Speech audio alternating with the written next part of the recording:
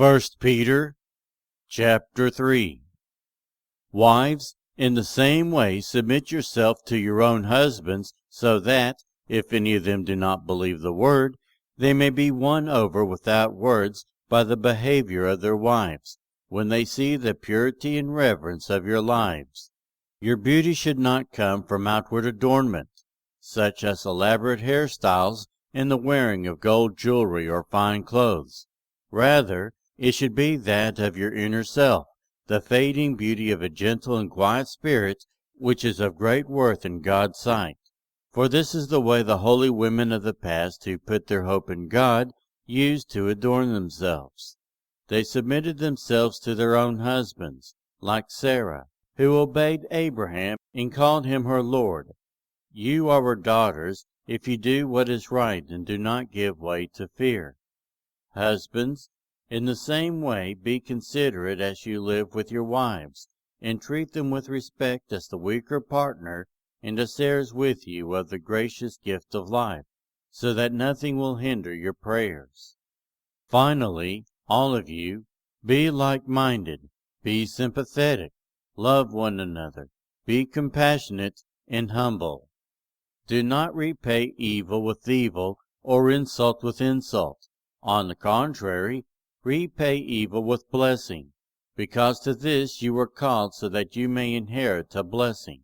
For whoever would love life and see good days must keep their tongue from evil, and their lips from deceitful speech. They must turn from evil and do good. They must seek peace and pursue it.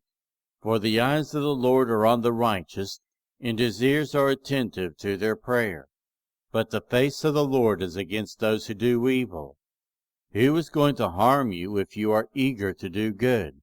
But even if you should suffer for what is right, you are blessed. Do not fear their threats. Do not be frightened. But in your hearts revere Christ as Lord. Always be prepared to give an answer to everyone who asks you the reason for the hope that you have.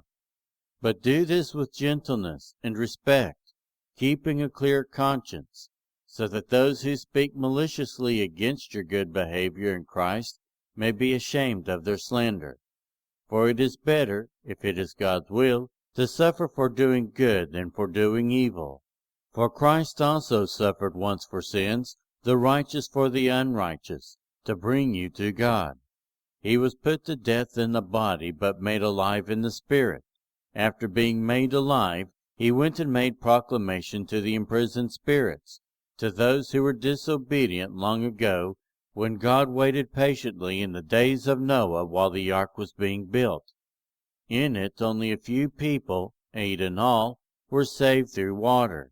And this water symbolizes baptism that now saves you also, not the removal of dirt from the body, but the pledge of a clear conscience toward God. It saves you by the resurrection of Jesus Christ, who has gone into heaven and is at God's right hand, with angels, authorities, and powers in submission to him.